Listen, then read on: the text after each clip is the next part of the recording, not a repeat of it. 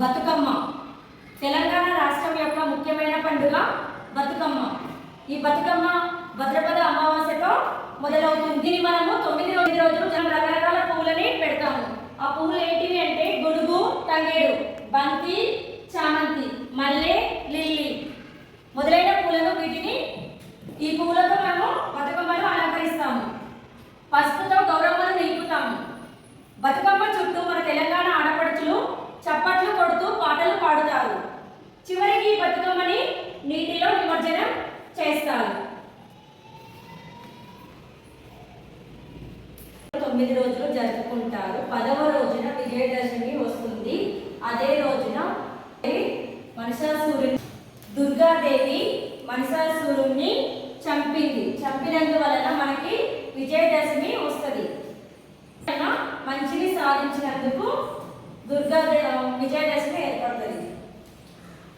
9 రోజులు 9 అలంకరణలు వస్తాయి.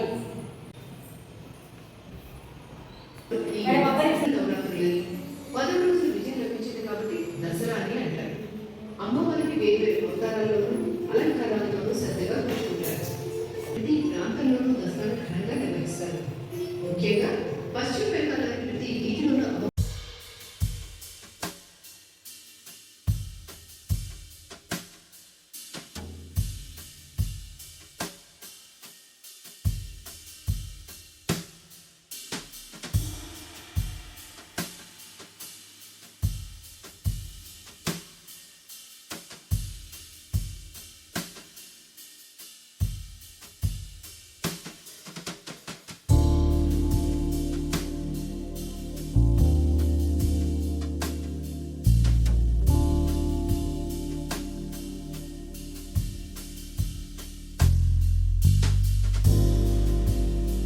How many days do we celebrate Navaratri festival?